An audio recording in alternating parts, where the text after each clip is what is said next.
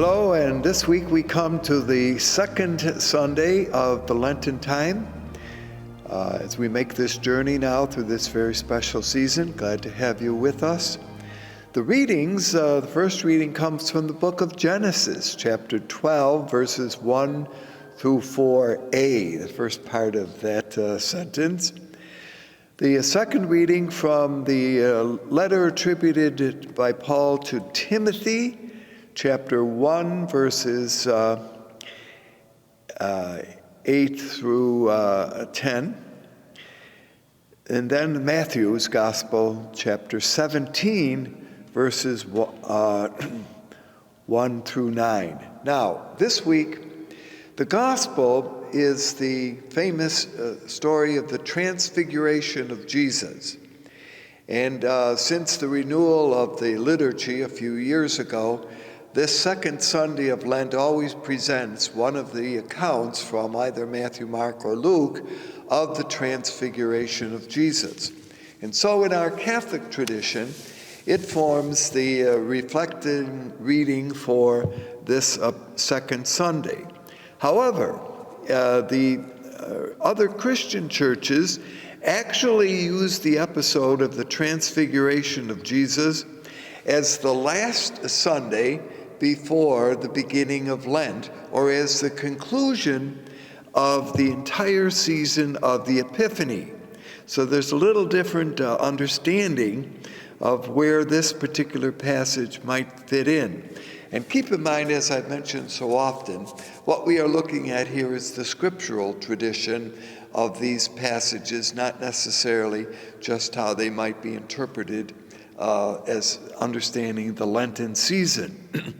So if you think about it from the viewpoint of the other Christian churches, the Epiphany story begins with the visit of the Magi, then goes through the baptism of Jesus, and then presents episodes indicating the first moments of revelation of who Jesus really is. Not only is he the child of Mary and Joseph, but also he is the Messiah, the Son of God. And so what brings to an end this whole season of revealing, of presenting Jesus, at least from this point of view, is appropriately the Transfiguration of Jesus. And so it is the second Epiphany, the second great manifestation of who Jesus is. And it marks not simply the beginning of Jesus' earthly life, but now marks the start of his journey toward the end. And so in that sense, the Christian churches, other than the common ones used by the Catholics, sees the Epiphany fitting there. Now, how do we fit it in, those of you who are looking at it, as the appropriate reflection for this particular time? It begins by saying that 6 days after, now this raises interesting questions, and always keep in mind, as I've mentioned a number of times, that Matthew's Gospel is very much indebted to the tradition of Israel, namely to what we call the Old Testament or to the Hebrew Bible. Now, after 6 days, well, this can be interpreted in a couple of ways. First, it could be interpreted after 6 days of what? Of the confession of Peter. One remembers, and here's always where we need to see what material has gone before the particular episode that we're looking at. Jesus had come to the area of Caesarea Philippi, and he had asked the disciples, "Whom do people say that I am?" And they had given various responses. Well, maybe you're John the Baptist or one of the prophets or Jeremiah. But then Peter when the question was posed to the disciples, "Who do you say that I am?" Peter had said that you are the Messiah, the Son of the living God. And then words that we are more than familiar with. Jesus had gone on to say, well, Peter, you have known this not because of your own, but because my heavenly Father has revealed this to you. And I say to you that you are Peter, and upon this rock I will build my church, and the gates of hell shall not prevail against it. And what you loose on earth shall be loosed in heaven, and what you loosed on earth shall be loosed also in heaven. Then Peter had said, when Jesus announced that they would be going to Jerusalem, and there the Son of Man would be handed over to and suffer and die and be raised, Peter had stepped in and said, you don't want to do this. And Jesus had said to Peter, get behind me, Satan, for you are thinking not the way in which God works, but in the way in which humans did. So after this episode, after this confession of Peter as Jesus as the Messiah, could be counted as 6 days. That's one way. Another way to look at this, keeping in mind the Old Testament, is that when the episode at Sinai had taken place, the cloud of God had settled over the mountain. We believe that this mountain was Mount Sinai, and that the cloud had rested there 6 days before the voice began to speak to Moses. So is this the analogy that the Matthew has in mind after 6 days? So you can see even one little sentence, which we probably wouldn't pay a lot of attention to, has a certain meaning. Now, Jesus leads three of his disciples. This is the famous little trio, Peter, James, and his brother John, up a high mountain. Now, what is this high mountain? Well, again, in the Hebrew tradition, in Moses' time, it was Mount Sinai, or Mount Horeb, goes by two different names there. We continue in the New Testament to be uncertain. The common tradition today is that it was Mount Tabor, and if you visit the Holy Land, that is the mountain that they will take you up. Now, it is a mountain, but perhaps a little closer, as I've often smiled and said, something like one of our higher Boston hills here in our area.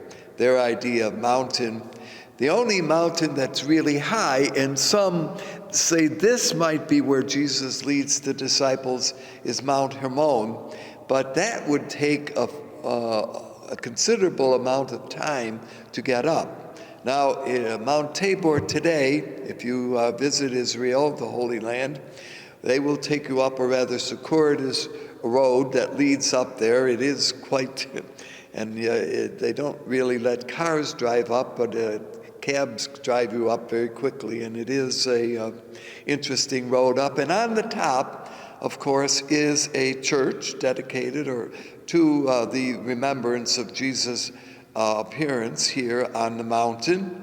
And it's an interesting church. In the center is a picture of Jesus in transfigured glory. And then our two side chapels, one in honor of Elijah and one in honor of Moses. See, so the kind of structure of that building has put into place the memorial that we remember this time. All right, so what is the story? Just quickly to summarize it. Peter, James, and John now see Jesus changed in appearance. It says his face shone like the sun, and his clothing became as light. Then we are introduced to Moses and Elijah, both, by the way, who were believed to be taken up into heaven in an interesting way. See, when we look at the story of Moses, nobody knows where Moses was, where his grave is, where he is buried. And the assumption that was made by many was that he was in a certain way elevated into the heavens. And others remember the story of Elijah, who was taken up in the fiery chariot into the heavens. So there's a commonality there between Moses and Elijah.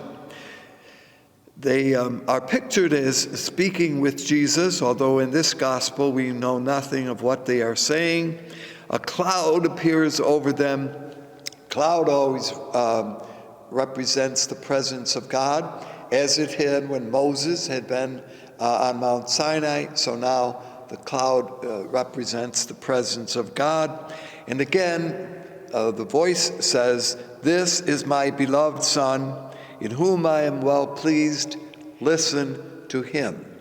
And then we have the invitation on the part of Peter, who says, well, why don't we build 3 tents here, one for you, Jesus, one for Elijah, and one for Moses. Now, this leads, and then the disciples fall on their face.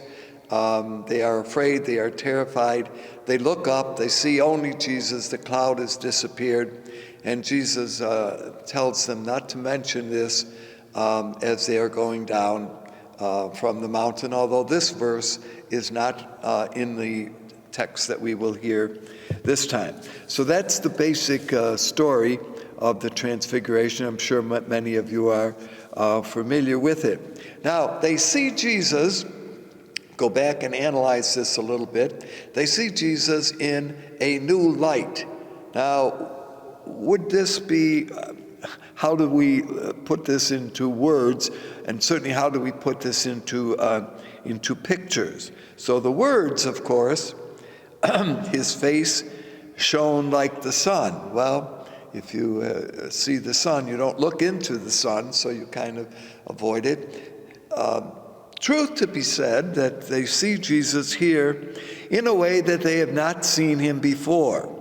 He embodies before their eyes the coming fullness of the Lord. Now, keep in mind, earlier on, we've seen this, that Jesus had said, "I came with regard to the law, not to destroy the law, but to bring it to fulfillment, to bring it to something new." So here, if keeping that idea in mind, they come to see Jesus in a new way. They come to see him truly as the Son of God, as the Messiah. And there is, and I am always a little cautious here of using this word, but it would be, as some would point out, what would be called an eschatological fulfillment. In other words, that the longings that people had for a Messiah, and the desperate hopes that they had that it might happen in their time, will bring fulfillment in Jesus. But what we know is, and here we have to go back to those statements that Jesus had made, the idea of the Son of God as the Messiah will not fill or fulfill the understandings that many had at that time that the Messiah would do, that Jesus would be subject to suffering and death. And so some see this as an important little reminder or help to at least 3 of the disciples or apostles, that although Jesus would suffer and die, that he would come to glory. So this appearance, or is it the voice? We really do not see God, but we hear God, is of course called a theophany, an appearance of God, and it reaffirms what had been said, again going back to the words that came after the baptism of Jesus in the Jordan, "This is my beloved Son." Here, the perhaps little addition is "listen to him." By the way, as this account is being given, Matthew is the only gospel writer to call this a vision. So, and often in, again, the Hebrew Bible, visions are given to significant people. That helps to explain a little bit how one might understand what happens here with regard to the disciples on Mount Tabor, using that as the accepted place of Jesus' visitation. Now, also appearing with Jesus are Moses, we know that Moses, of course, is generally considered to be connected with the stories that appear in the Torah. Therefore, he is representing the law of God and the law of Israel, and that, of course, was essential for Israel's story. And then Elijah, who is often connected here with the prophets. So you have, and even some of the liturgy that we use, the words rather, in the liturgy that we use are Moses representing the law, Elijah. The prophets are standing on either side of Jesus, and therefore he brings, again, this idea of fulfillment, of continuing those two traditions to the fore. Now, there is much discussion about Elijah, and in Matthew's story, although this is also found to a certain degree in Matthew, in Luke, and in Mark, is none other than John the Baptist. And that is perhaps one of the reasons why Elijah is important to see here, that Elijah coming again is fulfilled in the role of John the Baptist. We've mentioned this, we mention it here, we see it again. Obviously, Jesus is the new Moses. That is okay, but he's not pictured as being the new Elijah, and that role goes to the Baptist, at least as we see it. There are certain parallels to this particular account found in the writings that were discovered at Qumran. One remembers we have mentioned this before and are very important for our consideration of New Testament times, known as the Dead Sea Scrolls. And there it was also an expectation that in the coming of the Messiah would be one like John the Baptist. In this particular account now, as all of this happens, once again, Peter stands to the fore, and let us build here 3 tents, says Peter.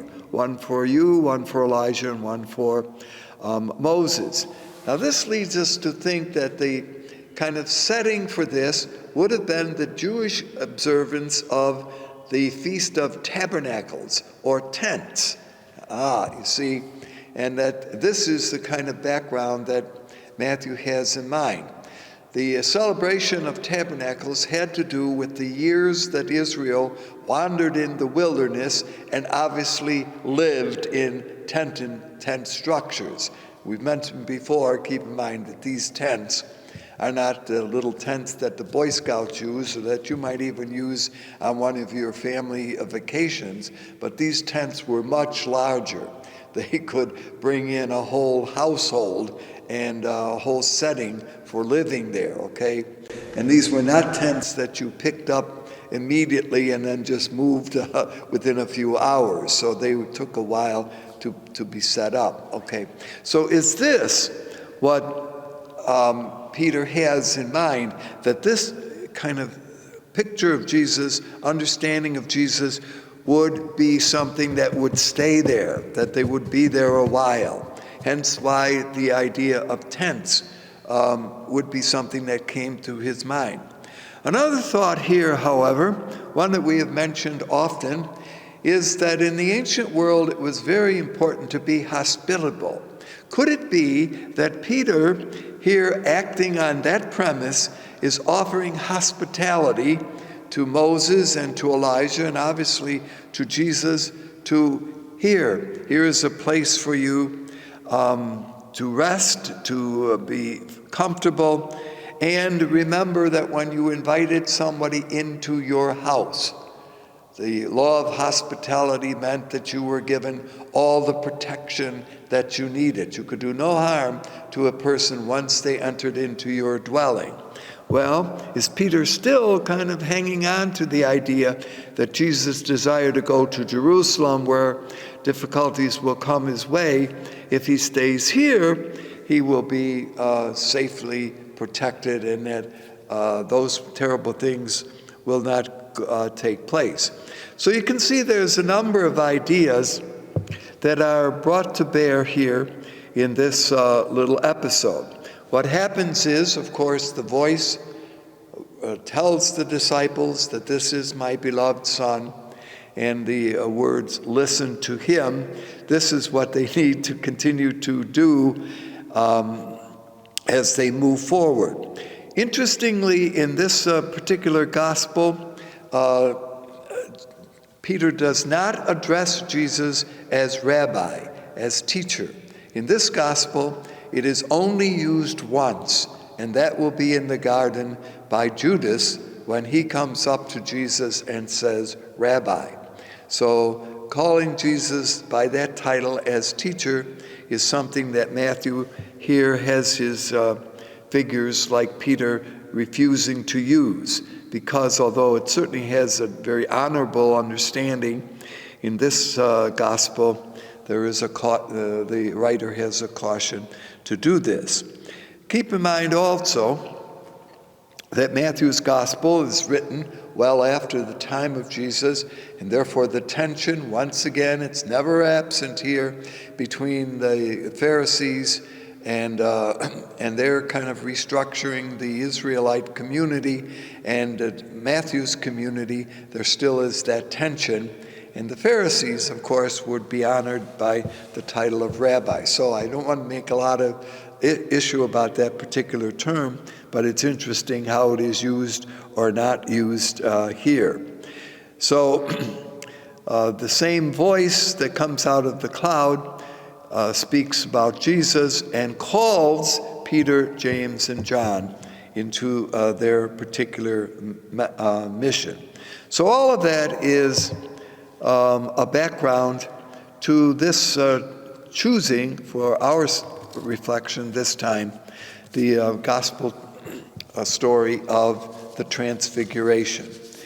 Now, the first reading comes from the book of Genesis and introduces us to one of the most important persons found in our Old Testament, namely Abraham. In this story, by the way, he is called Abram, not Abraham, although we probably will refer to him as that. A name change for Abraham occurs only later in the episodes that take place. So, also the first readings during this Lenten time are kind of stories that have to do with the development of the tradition of Israel. Remember, Matthew likes genealogies. He had begun his gospel with a famous genealogy, which was traced back to Abraham. So it's only appropriate. After last time we heard a story from the garden, the beginning, man and woman. Now we have the man, Abraham, who God personally directs him. And now this is what happens as chapter 12 begins. This is the second major part of the book of Genesis, which is divided into two parts.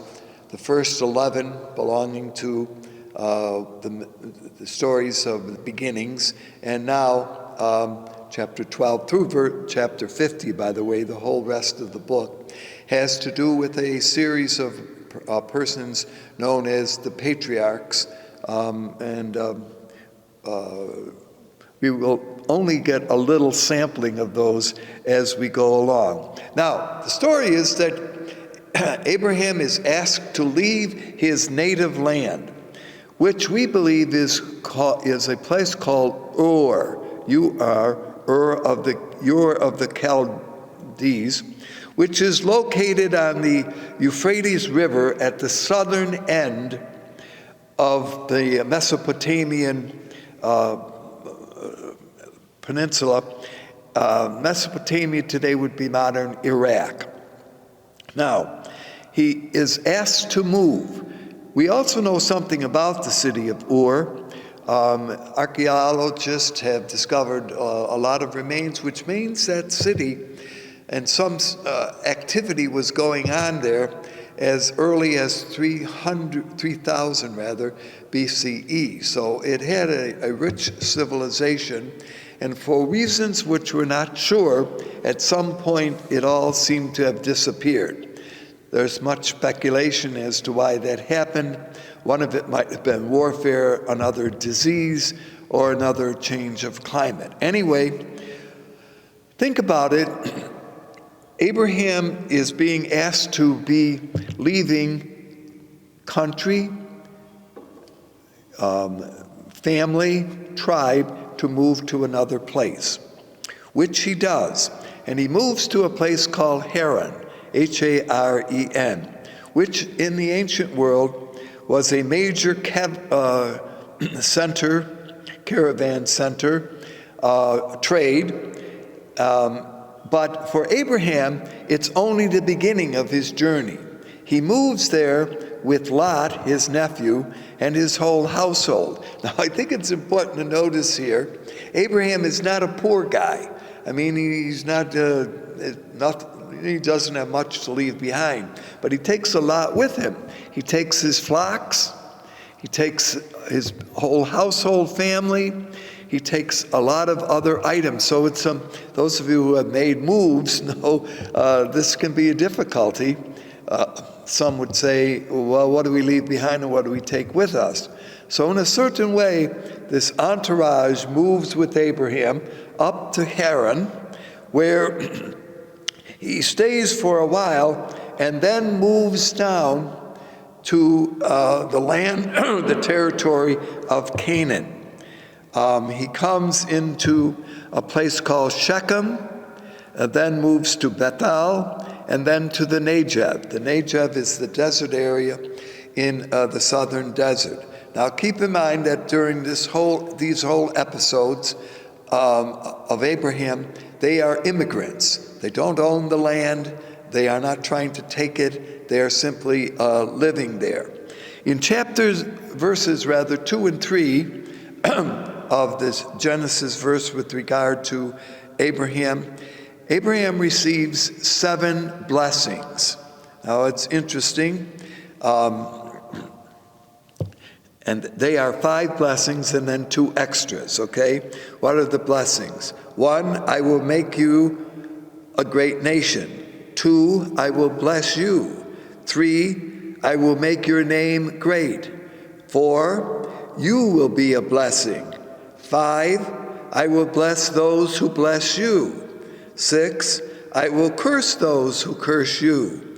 7, in you all the families of the earth will be blessed. So as you hear that this week, get very quickly how the blessing of God for Abraham works. Abraham, of course, is honored for his faith. We don't know, we only know that moved him, and this idea of Abraham's faith will be well developed later on by a writer, particularly Paul, who likes this. All right, so there's Abraham, to whom these blessings are given. Keep in mind that once a blessing is given, it can never be taken away in a heap of biblical or scriptural thinking. A curse once made can never be taken away. So that's another discussion, but the whole idea of a curse has a little different meaning maybe than we understand it.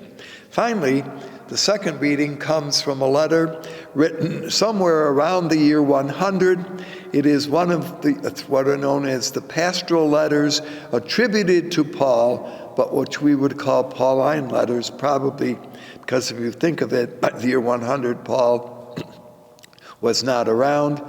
And Timothy, along with Titus, was one of the 2 kind of young men who were associates with Paul in his ministry. What is brought to our attention in this reading is that the writer says Paul is a model of steadfastness in persecution. So in that sense, it does kind of help us understand a little bit the gospel message of Jesus' transfiguration, where he will stay steadfast and encourages Peter, James, and John to also stay steadfast in faith and in trust as they make the journey to Jerusalem. The ending of the little Timothy letter is, bear your sufferings patiently and faithfully.